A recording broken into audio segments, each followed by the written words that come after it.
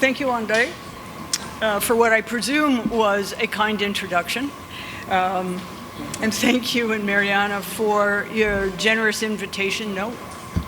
It's not loud enough. Not loud enough? Sorry about that. Okay, better? Yeah. Better. All right, start again. So thank you for what, as I say, I presume was a kind introduction, since I don't know Portuguese.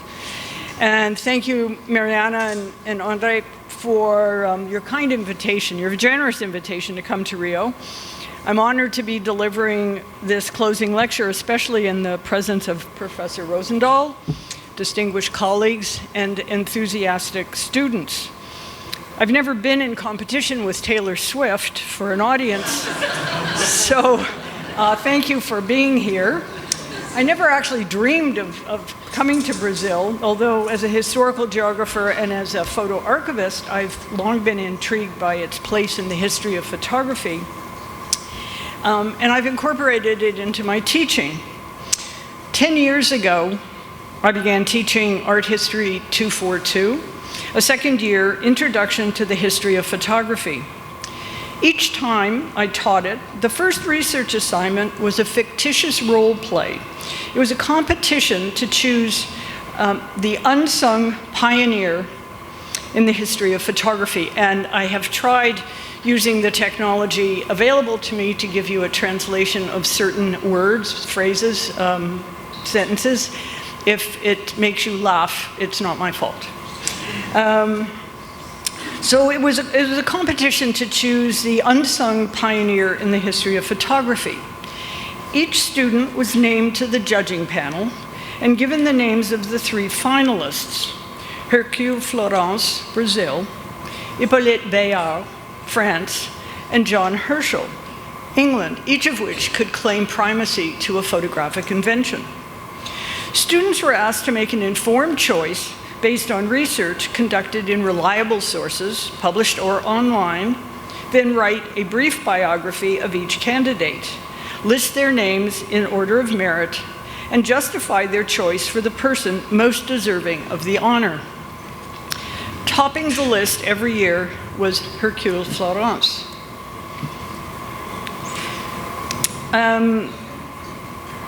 Florence was cited for his invention of a photographic process that predated the announcements by Daguerre and Talbot.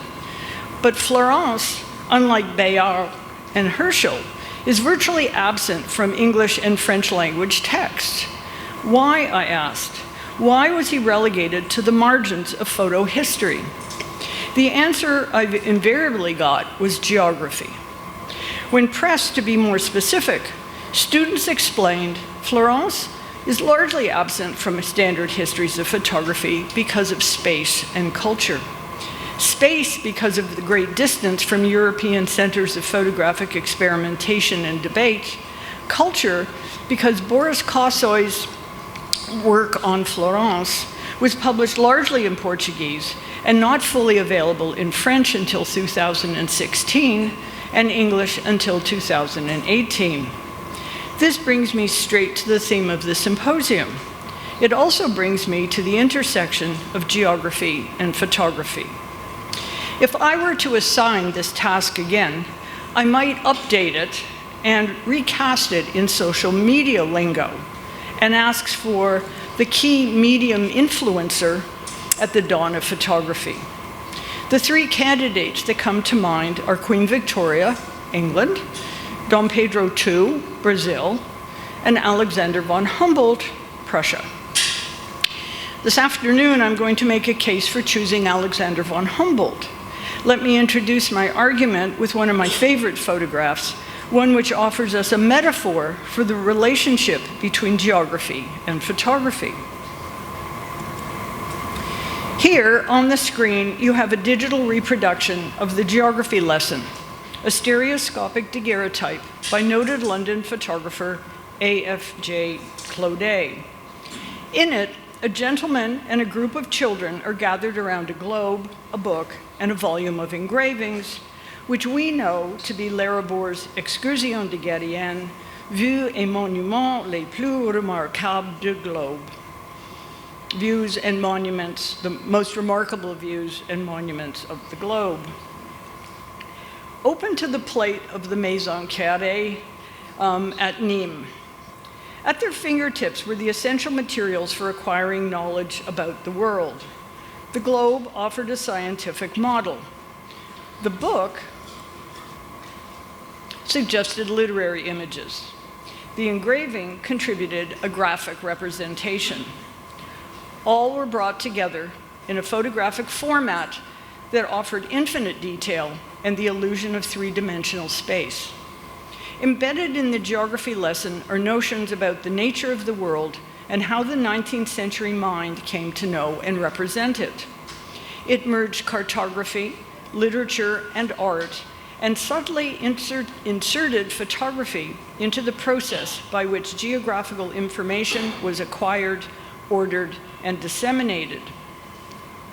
The theme of geographical curiosity and pedagogical enterprise in domestic space had been the subject of artists long before the invention of photography. Here, for example, are two of many paintings entitled The Geography Lesson. On the left, we have Pietro Longhi's Lezione di Geografia of 1752, which hangs in the Fondazione Quarini Stampaglia in Venice. On the right, we have Louis-Léopold Boilly's 1812 canvas, La Leçon de Géographie, now in the Kimball Art Museum in Fort Worth, Texas. But Claudet's stereoscopic daguerreotype offered viewers a very different kind of visual encounter. As a trace off the real, the geography lesson carried a new degree of truth and transparency. As a material object, it displayed the key elements of scientific and technological advance. As a composition, it combined geographical curiosity and educational resolve. The stereoscopic format employed the principles of binocular vision to produce a sense of being on the spot. In it, the world was ordered and presented as an object for the modernist gaze. Significantly, it was exhibited at the Great Exhibition of the Works of Industry of All Nations in London in 1851, not in the fine arts section, but alongside optical instruments that extended the powers of human observation to the microscopically small and the telescopically far. For this reason, the geography lesson invites the scholarly speculation and disciplinary transgression that follows. The origins of photography have usually been traced to the aspirations of Louis-Jacques Mandet Daguerre, a professional diorama painter in Paris on the one hand, and the frustrations of William Henry Fox Talbot, an amateur artist in England, on the other. What if, for a moment, we abandon the photography as art or science dichotomy and focus on the animating question delivered by Reverend Reed to the Manchester Photographic Society in 1856? In his lecture entitled The Applications of Photography, he asked, cui bono? To whom is it a benefit? Or by extension, what is it good for? Foregrounding the utilitarian outlook of the 19th century, how might we rethink early photography if we look more closely at its discursive origins as a social practice and ask what more broadly it was expected to do, how it was assumed to function, and how it was employed? Let us then ruminate on the advent of photography, not within the evolution of pictorial convention, but rather in the pursuit of geographical knowledge. Indulge me and think of photography not as a technology of image making, but as a medium of information storage and transfer. How might our research topic, our investigative methods, and our analytical practices as geographers unfold differently if we view the camera as an instrument of observation, data gathering, and documentation, the photographic image as a way of seeing and communicating across space and time, and photographic archives as rich primary sources to integrate more fully into our research agendas? In the mid-19th century, geography, not in the sense of a rigidly defined academic discipline, but more broadly as a quest for knowledge about the world, its places, and its peoples, had a firm hold on the popular and scientific imagination. Photography was envisioned and employed as a way to foster, facilitate, and further its pursuit.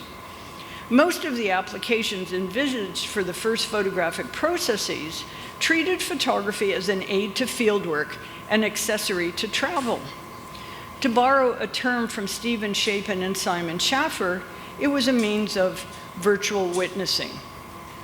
What I want to suggest is that the enthusiastic reception and rapid spread of photography was grounded not in the production of art, but in the pull of the geographical imagination, the authority of on-the-spot observation, and the growing popularity of travel. In particular, I propose that Alexander von Humboldt played a seminal role in the embryonic and symbiotic relationship between geography and photography as a social practice and geography as a popular pursuit. This relationship between photographos and geographos rested on common roots in empiricism and positivism, and common agendas to see and thereby know the world. To understand how the figure of Alexander von Humboldt looms large at the dawn of photography, let me take you back to December 1838. Now, my slides are all a bit wonky because my slides were made on a Mac and the PC doesn't like my font, so I'm usually really meticulous, and this looks a bit like a cartoon, but anyway. Okay, so back to December 1838. That's some 5 years after Hercule Florence invented a mode of reproduction that he named photographie.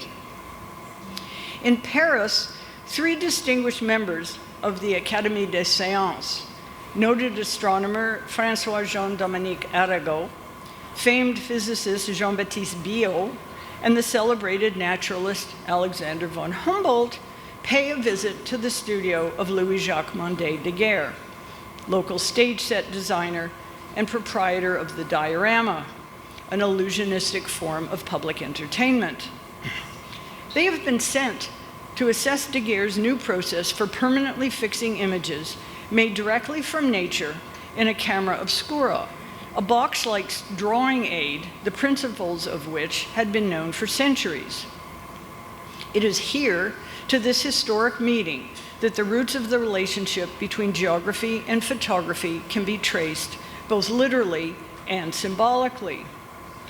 It was an exciting time. The Royal Geographical Society is 8 years old. Charles Lyell had already published Principles of Geology. Charles Darwin had begun his travels. Railways had begun service, and the first ship has crossed the Atlantic from Europe to the United States entirely under steam power. Illustrated with woodcuts, the penny magazine, published by the Society for the Diffusion of Useful Knowledge, is bringing news and images to the working class, heralding a new age of pictorial journalism.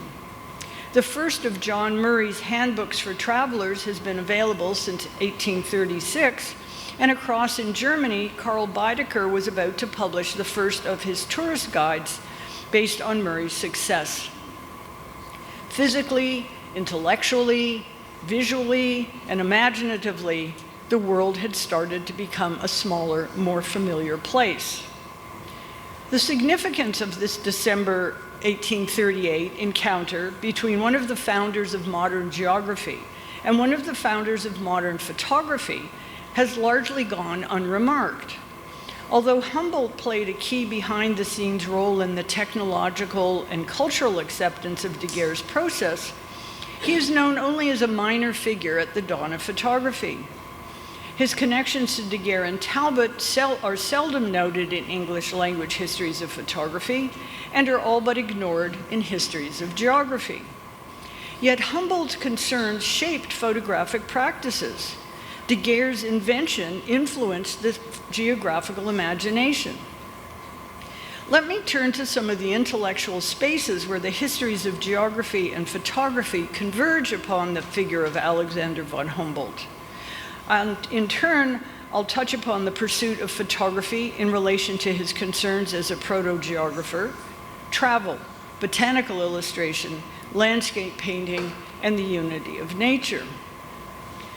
After the initial visit of Humboldt, Arago, and Biot, Daguerre showed his silvery images to a host of notable scientists on at least 2 occasions, including the American inventor of the telegraph, Samuel F.B. Morse, and the influential British scientists, including Sir Roderick Murchison, chief architect of the Royal Geographical Society during the mid-Victorian era. Among the names associated with the invention and initial applications of photography were many prominent and influential figures of 19th century science, including Thomas Henry Huxley, Louis Agassiz, and Charles Darwin, as well as a host of Oxford-educated civil servants and keepers in various departments of the British Museum. This community of scientists embraced the medium of photography with curiosity and enthusiasm. Their interest centered on photography as a means of extending the powers of observation, of copying, sharing, and studying hieroglyphic inscriptions, botanical specimens, historical documents, and museum treasures, as well as works of art. Indeed, one proponent of photography pointedly asked, "What monumental research of the present age can be effectively treated without its marvelous aid?" In myriad ways, photography came to be part of the way in which the 19th century encountered and explored the world. During this period in history, when, as Bernard Lightman has observed, the craving for visual images was the hallmark of mass culture, their interest in and use of photography was part and parcel of the intellectual ferment of the times. When geography and photography were inextricably linked to travel, when movement across space was embraced as a form of education, and when observation was at the heart of the paradigm of knowledge. It is not surprising then to discover that Humboldt, the eminent scientific traveler, stood at the dawn of photography. Prior to Humboldt's visit, Daguerre had attempted unsuccessfully to sell his new invention by subscription. He then turned to the Paris scientific community for support in selling the process to the French government. Humboldt came away from the December 1838 meeting intrigued by the images shown to the committee by Daguerre, all views of the urban landscape of Paris fixed in minute detail. A view of the long gallery connecting the Louvre to the Tuileries, a view of the Ile de la Cité with the towers of Notre Dame, and several views of the Seine with some of its bridges. Correspondence between Humboldt and Arago reveals that Humboldt was impressed by Daguerre, but somewhat skeptical about the still secret workings of the process. However, Humboldt's initial reservations were dispelled by reassurances from Arago, who reported that he had indeed seen images made using Daguerre's process and made without difficulty. In a letter to Carl Gustav Caros, dated 25 February 1839, Humboldt waxed eloquent about the qualities and possibilities of the daguerreotype. It is one of the most astonishing discoveries of recent times. That same month, in a letter to Arago, he likened Daguerre to Chimborazo, the great Andean peak that he had attempted to climb in 1802, suggesting the powerful hold that the daguerreotype had on his own imagination. Indeed, 3 years later, Humboldt took advantage of his public office to demonstrate his admiration for Daguerre. When, as head of the new civil division of the Order of Merit created by King Friedrich Wilhelm IV of Prussia, it fell to Humboldt to nominate the most deserving scientists and artists of his time. On his first list of foreign recipients, alongside such luminaries as Jean-Auguste Dominique Ingres, Franz Liszt, and Michael Faraday, was Daguerre. It is no coincidence that a proto-geographer was among the first to recognize the potential of photography as a new tool of scientific observation and a new form of geographical description. After all, geography, both as an academic discipline and as a popular pursuit, did not develop in isolation from the circumstances and consequences of the invention of photography as a technology and its evolution as a social practice. As well, Humboldt, the great polymath, had himself experimented in photochemistry and had even published his findings on the darkening effect of light on mercuric sulfate in 1799. Humboldt was intimately acquainted with major proponents of Daguerre's invention and corresponded with early experimenters in photography. His travels were extensive, his use of instruments legion. Humboldt, the great traveler, keen observer, and prolific writer, was quick to sense the significance of this new technology. Likely in no small measure as a result of Humboldt's direct influence, travel entered the discourse of photography, not only before photography entered the discourse of travel, but also before photography was announced to the world. On the 7th of January, 1839, Arago reported to the Académie des Sciences on the committee's visit. He indicated that he planned to ask the French government to compensate Daguerre for his contribution to the progress of art and science, but only after he receives the details of the discovery and proof that in addition to giving the brilliant results shown, the method was also economical, easy, and capable of being used by travelers anywhere. But like all good government reports, word of Arago's findings leaked to the press. And on the eve of his address to the Paris scientific community, a newspaper story predicted, "For a few hundred francs, travelers may perhaps soon be able to procure Monsieur Daguerre's apparatus and bring back views of the finest monuments and of the most delightful scenery of the whole world." References to travel, space, and geography were very much part of the rhetoric used to convince the scientists and politicians of the immense utility of Daguerre's invention.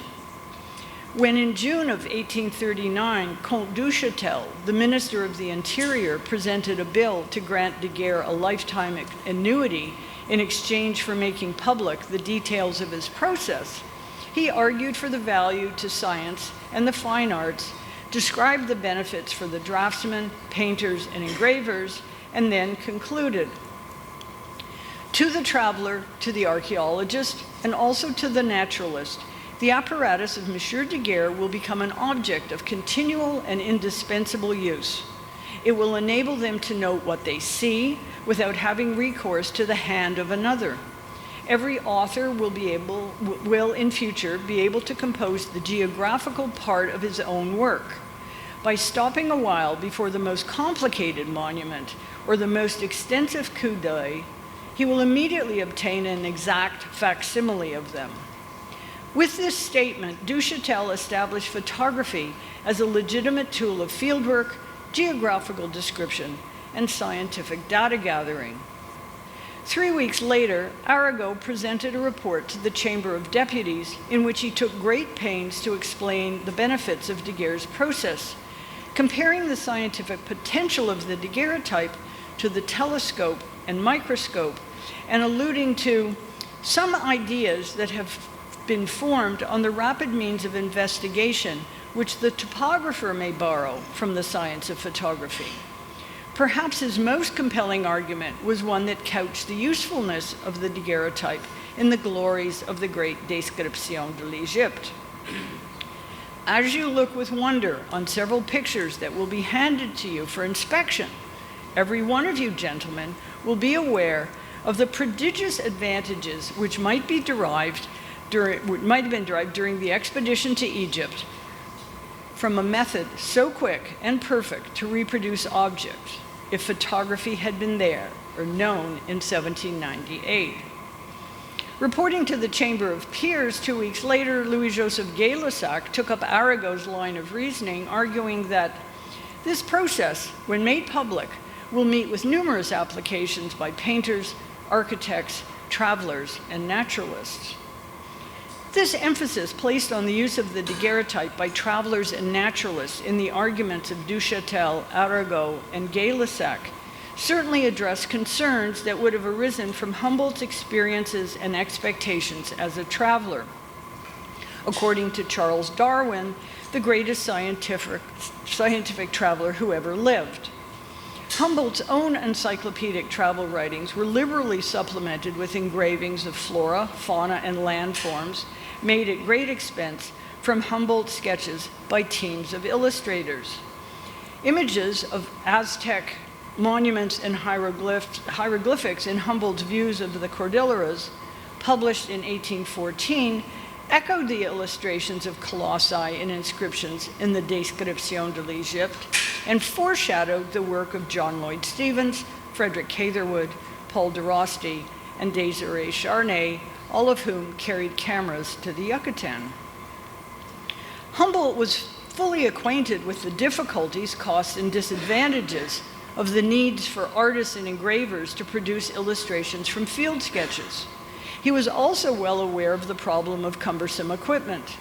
His emphasis on empirical research and his use of instruments of observation suggest that Humboldt would have brought definite opinions about the adoption of the daguerreotype by scientific travelers to his examination of Daguerre's images, to his assessment of the process and equipment that produced them, and to the political arguments that gave Daguerre's process to the world. What then was the place of photography in Humboldtian science? If, as it has been claimed, scientific activity stems as much from instruments permitting measurement as from large theoretical visions, then Humboldt's enthusiasm for Daguerre's invention would have arisen from his recognition of yet another tool of empirical observation. His use of precision devices for taking standard measurements of things not seen, temperature, humidity, barometric pressure, and recording them in numbers, would have found parallel applications in photography as a precision technology for capturing things seen and recording them as images. In 1805, Humboldt expressed the notion that books and art make us live at one and the same time in the present and in the past. They gather around us all that nature has produced in the diverse climates and put us in contact with all of the peoples of the earth. This found parallel expression in the rhetoric of such early proponents of photography as William Lake Price, who claimed, "In a multiplicity of ways, photography has already added and will increasingly tend to contribute to the knowledge and happiness of mankind. By its means, the aspect of our globe, from the tropics to the poles, its inhabitants from the dusky Nubian to the pale Eskimo, its productions animal and vegetable, the aspect of its cities, the outline of its mountains, are made familiar to us." Whereas the initial arguments for the utility of the photograph projected that photography would be of immense utility to travelers in a practical way, the rhetoric of photographic transparency and truth linked photography to geography through travel in another, more conceptual way, as a surrogate for travel. Guided by the photograph, the London-based art journal declared in 1860, we can travel over all countries of the world without moving a yard from our own firesides, a sentiment which other critics echoed. Photography enables us to enjoy the pleasure and the advantages of travel without even crossing our own thresholds. In limited measure, Humboldt endorsed the concept of vicarious travel through visual representation.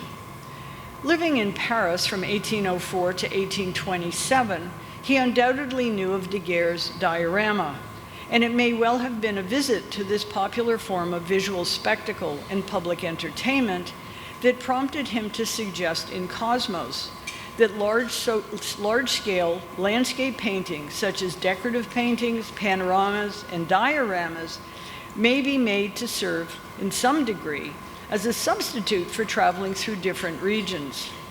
However, for Humboldt, neither books nor art were a surrogate for first-hand observation, and it's unlikely that Humboldt would have embraced the photograph with the same ardor as Marcus Aurelius Root, who suggested that the photograph was not only a substitute for first-hand experience, but that in some cases it was even possible to achieve completer and truer understanding through photographic seeing than direct observation. Long exposures in monochromatic images would have circumscribed the place of photography in Humboldt's approach to plant geography. For Humboldt, as Arago argued before the Chamber of Deputies, photography was embraced as a form of visual data gathering. However, from a technical perspective, Humboldt found field sketches superior to photographs for their indexical accuracy on at least 2 counts. Photographs certainly cannot give the leafy canopy of trees, he wrote in Cosmos, nor, he recognized, could they reproduce color. For Humboldt, these were critical pieces of information if field sketches were subsequently to be integrated through creative powers, artistic skill, and imaginative faculties into landscape paintings capable of enhancing the enjoyment of nature and increasing the appreciation of its unity. Humboldt did, however, recognize photography as an instrument of scientific observation in Cosmos, arguing, even in the present imperfect conditions of pictorial delineations of landscapes, the engravings which accompany and too often disfigure our books of travels have, however, contributed considerably towards a knowledge of the physiognomy of distant regions.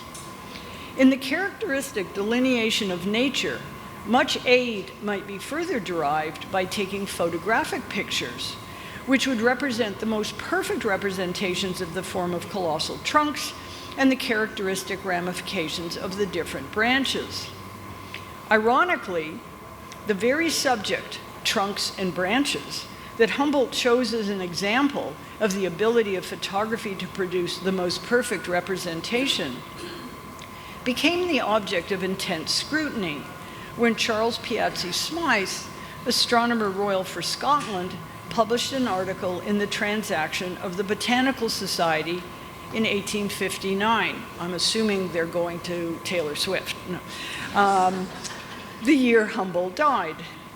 In it, he compared sketches of the great dragon tree of Orotava, published by Ozone, Humboldt, and McGillivray, and declared, "It is instructive, as connected with the language of drawing, to trace the gradual growth of error and conventionality, as man copies from man.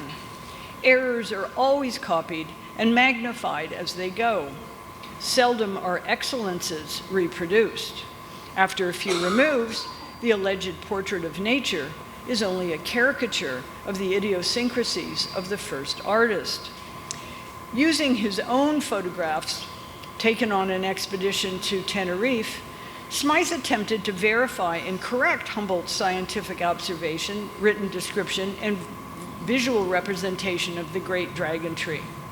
In photography, Smyth saw a powerful and faithful medium which kept a salutary check on the pencil of the traveler. In Cosmos, Humboldt devoted a section to a discussion of landscape painting in its influence on the study of nature.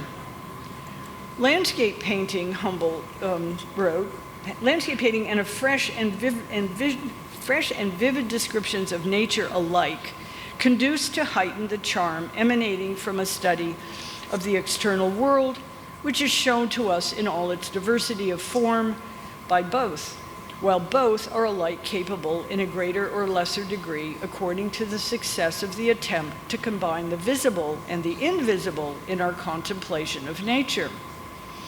Humboldt asserted that the effort to connect these several elements forms the last and noblest aim of delineative art, claiming that in its representation of the physiognomy and character of different portions of the earth, landscape painting increases the desire for the prosecution of distant travels and thus incites men in an equally instructive and charming manner to a free communion with nature. Humboldt's interest in landscape painting was directly related to art and travel, and their relationship to knowledge and the enjoyment of nature. In Cosmos, he suggested that landscape painting could not have gained in diversity and exactness until the geographical field of view became extended, the means of traveling in foreign countries facilitated, and the appreciation of the beauty and configuration of vegetable forms and their arrangement in groups of natural families excited. The role of the photograph in pursuit of geographical knowledge was, by extension and by default, partly defined within the discourse of art.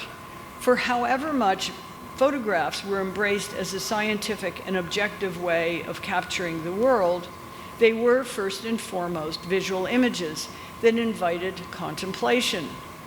More than that, they were formed by light with a capital L, whose special mystical quality had inspired romantic art and literature. Art in the 19th century served as an aesthetic conduit to nature and to the divine. The place of photography in this discourse was not entirely clear. On the one hand, the photograph was made by light and therefore had divine origins. On the other, it was made by a machine and therefore lacked the soul, genius, and imagination that critics, including Baudelaire and Ruskin, insisted were requisite for a work of art. The role of the photographer, if acknowledged at all, was assumed to be less instrumental than that of the camera. Protracted debates ensued, primarily in England and in France, over the nature of photography and the ability of a mechanical device to produce art. These, in turn, were part of larger issues in literary and art criticism that struggled with the role of idealism and realism, mimesis and genius, beauty and imagination, the status of the artist, and the importance of originality. Such debates over the relationship between nature and art, reality and representation, were not only familiar to Humboldt, but were also central to his approach to field observation, visual representation, and scientific illustration. Ultimately, Humboldt was concerned with la physique générale. His interest lay in invisible, integrative, and historical processes, in interrelations, natural wholes, and complete impressions. For Humboldt, art was more than a slavish imitation of nature. In the author's preface to the first edition of his Aspects of Nature, Humboldt explained that the origins of his work lay in the presence of natural scenes of grandeur and of beauty, where detached fragments were written down on the spot and at the moment and were afterwards molded into a whole. Taken on the spot, photographs were the visual equivalent of his detached fragments. They were empirical facts in visual form, gathered on one's travels to be brought home and molded into a whole through scientific analysis or artistic synthesis in the search for the essential unity of nature. Photographs could thus serve as the material groundwork for the landscape painter, but could never fulfill Humboldt's expectation for landscape painting itself. By way of conclusion, in his meta-biography of Alexander von Humboldt, Nicholas Rupke asks, how are reputations constructed and reconstructed by national, professional, and other remembrance cultures? He muses, when writing the stories of these people's lives and appealing to their names, do we connect with the essential person? Or are we engaged in a more complex process that involves appropriation, whereby the life, work, and impact of our heroes and anti-heroes are told and retold as building blocks of contemporaneous socio-political institutions? Rupke's introduction to the several lives of Alexander von Humboldt goes on to examine the phenomena of Humboldt as a field of historical scholarship. The research from which this paper is drawn is, as Rupke suggests, an act of appropriation. In positioning Humboldt more conspicuously at the dawn of photography, it contributes to another life to that scholarship, but it also disrupts art historical accounts of photography's 19th century beginnings. In taking a historical geographical lens to early critical responses to the new medium, it proposes that the discursive origins of photographic practice lie not in the field of artistic production, but in the pursuit of geographical knowledge. Focusing on the unexplored ground where the well-documented histories of geography and photography converge upon the figure of Alexander von Humboldt, I argue that expectations for photography as a social practice reflected and derived from Humboldt's perspectives on travel, science, and art, and from his role in the scientific assessment, political approval, and practical adoption of photography. Such a study involves the slippage between disciplinary contexts as expressed by John Ruskin in 1874.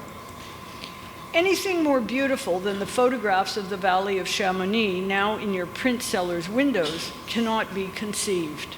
For geographical and geological purposes, they are worth anything. For art purposes, worth a good deal less than zero. Ultimately, what Ruskin considered photography's weakness as a mode of artistic expression constituted its strength as a purveyor of geographical information. It was a tool of observation, one among many. It offered a means of recording, ordering, classifying, comparing, and analyzing visual information in the pursuit of empirical laws. And yet, for someone keenly interested in theory, explanation, and cause, for someone seeking the unity of the universe through synthesis and abstraction, photographs were merely facts in visual form.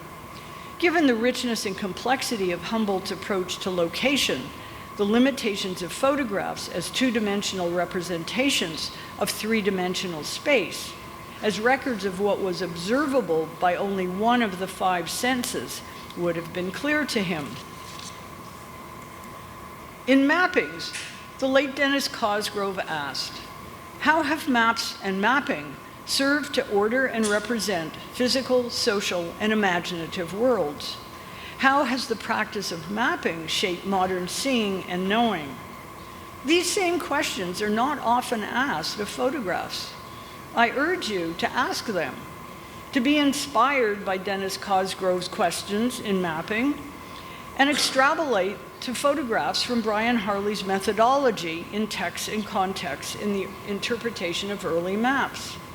I encourage you to adopt as a central premise Edward Said's claim, just as none of us is outside or beyond geography, none of us is completely free from the struggle over geography. That struggle is complex and interesting because it is not only about soldiers and cannons, but also about ideas, about forms, about images and imaginings. At the same time, I caution you to heed Abigail Solomon Godot's warning. Visual documents do not, of course, become works of art the way caterpillars become butterflies. Rather, they are deemed works of art through the complex and interconnected needs and desires of the culture which is apprehending and consuming them. Rethinking the discursive origins of photography brings to the fore the complex and interconnected needs and desires of the 19th century Western world. It disrupts disciplinary territoriality and shifts attention away from concerns for surface appearance and pictorial convention and onto applications, implications, and meanings. It asks us to ponder, how did photographic images generate geographical imaginings? And how did geographical imaginings produce photographic images? And more broadly, how did photography change the way of thinking about and doing geography? As I hope I have shown, it also highlights the close and enduring relationship between geographos and photographos, a relationship that can be traced back to Alexander von Humboldt and his role as a key medium influencer at the dawn of photography. Thank you.